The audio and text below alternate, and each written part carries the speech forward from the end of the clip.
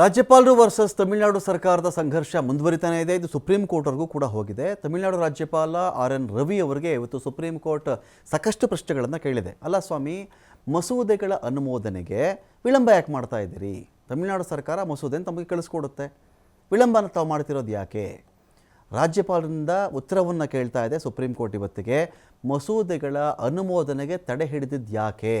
ಆ ವಿಚಾರಕ್ಕೆ ಸಂಬಂಧಪಟ್ಟಂತೆ ಸುಪ್ರೀಂ ಕೋರ್ಟ್ ಹೋಗಿದ್ದು ತಮಿಳುನಾಡು. ಈ ಥರ ಯಾವ ಬಿಲ್ ಕಳಿಸಿದ್ರು ಕೂಡ ಇವರು ಅದನ್ನು ಒಪ್ಕೊಳ್ಳಲ್ಲ ಅಥವಾ ತಿರಸ್ಕರಿಸೋದು ಇಲ್ಲ.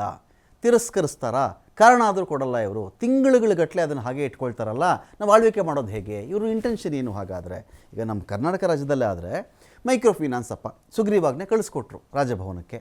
ನಾನು ಈ ಸುಗ್ರೀವಾಜ್ಞೆ ಒಪ್ಪಕ್ಕಾಗಲ್ಲ, ಸ್ವಲ್ಪ ಅದರಲ್ಲೇ ದಿನದಲ್ಲೇ ಸೆಷನ್ ಬರುತ್ತೆ, ಆವಾಗಲೇ ನೀವು ಇದನ್ನು ಚರ್ಚೆ ಮಾಡಿ ಆವಾಗಲೇ ಜಾರಿಗೆ ತೊಗೊಂಡು ಬನ್ನಿ ಅಂತ ರಾಜ್ಯಪಾಲರು ಹೇಳಿದರು.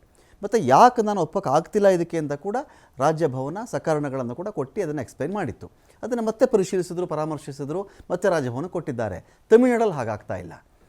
ಈ ಒಂದು ಮಸೂದೆಯನ್ನು ಕಳಿಸ್ಕೊಟ್ರೆ ಅದನ್ನು ವಾಪಸ್ ಕಳಿಸ್ತಾರೆ ರಾಜ್ಯಪಾಲರು. ಕಾರಣ ಕೇಳಿದ್ರೆ ಕಾರಣ ಗೊತ್ತಿಲ್ಲ. ನವಂಬರ್ 18, 2024 ಮಸೂದೆ ವಾಪಸ್ ಮಾಡಿದ್ರು.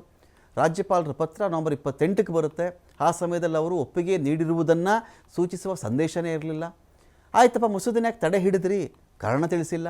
ತಿಂಗಳು ವರ್ಷಗಳ ಕಾಲ ಈ ಥರ ಮೌನವಾಗಿರ್ತಾರಲ್ಲ, ಯಾಕೆ ಅಂತೇಳಿ ಇದೀಗ ಸುಪ್ರೀಂ ಕೋರ್ಟ್ ಪ್ರಶ್ನೆ ಮಾಡಿದೆ. ಸುಮಾರು 10 ಮಸೂದೆಗಳನ್ನು ಈ ಥರ ಮಾಡಿದ್ದಾರೆ ರಾಜ್ಯಪಾಲರು.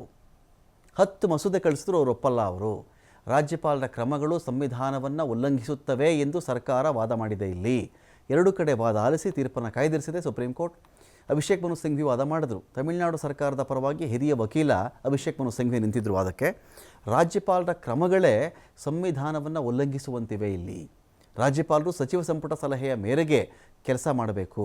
ಸಂಪೂರ್ಣ ವಿವೇಚನೆಯನ್ನು ಚಲಾಯಿಸೋಕ್ಕೆ ಸಾಧ್ಯ ಇಲ್ಲ. ರಾಜ್ಯಪಾಲರ ಒಪ್ಪಿಗೆಗೋಸ್ಕರ ಕಳಿಸಿದಂಥ ಮಸೂದೆಗಳನ್ನು ಸ್ಪಷ್ಟೀಕರಣವೂ ಇಲ್ಲ, ಸಕಾರಣಗಳು ಇಲ್ಲ, ವಾಪಸ್ ಕಳಿಸ್ಬಿಡ್ತಾರೆ ಅವರು. ರಾಜ್ಯಪಾಲರು ತೆಗೆದುಕೊಳ್ತಾ ಇರ್ತಕ್ಕಂಥ ಕ್ರಮಗಳಿದೆಯಲ್ಲ, ಕಳವಳಕಾರಿಯಾಗಿದೆ ಅಂತೇಳಿ ಅವ್ರು ಎಕ್ಸ್ಪ್ಲೈನ್ ಮಾಡ್ತಾರಲ್ಲಿ. ಸುಪ್ರೀಂ ಕೋರ್ಟ್ ಇಷ್ಟು ಕ್ವಶನ್ ಮಾಡುತ್ತೆ ಅವ್ರಿಗೆ. ರಾಜ್ಯಪಾಲರು ಮಸೂದೆಗಳನ್ನು ಅನುಮೋದಿಸುವ ಬದಲು ಪದೇ ಪದೇ ವಾಪಸ್ ಕಳಿಸ್ತಾ ಇದ್ದರೆ ಇದು ಸಂವಿಧಾನದ ಉದ್ದೇಶಕ್ಕೆ ವಿರುದ್ಧವಾಗುವುದಿಲ್ಲವೇ ಅಂತ ಕೇಳುತ್ತೆ. ಮಸೂದೆಯನ್ನು 2ನೇ ಬಾರಿಗೆ ಆಯಿತು ಒಂದು ಸಲ ವಾಪಸ್ ಕಳಿಸಿದಾಗ ಮತ್ತೆ ಅದೇ ಕೆಲಸ ವಿಧಾನಸಭೆ ಪರಿಷತ್ತಲ್ಲಿ ಇಡಿ, ಆನಂತರ ರಾಜ್ಯಪಾಲರು ಕಳಿಸ್ಕೊಡಿ ಅದನ್ನು ಅಂತೇಳಿ.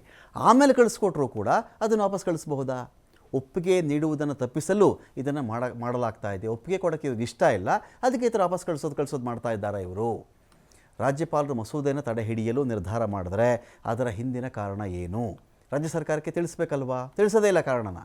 ರಾಜ್ಯಪಾಲರು ಮಸೂದೆಯನ್ನು ಅನುಮೋದಿಸ್ತಾರೆ, ಅದನ್ನು ರಾಷ್ಟ್ರಪತಿಗಳಿಗೆ ಕಳಿಸ್ತಾರೆ, ಅಥವಾ ಮರುಪರಿಶೀಲನೆಗಾಗಿ ರಾಜ್ಯ ಸರ್ಕಾರಕ್ಕೆ ಹಿಂದಿರುಗಿಸ್ತಾರೆ.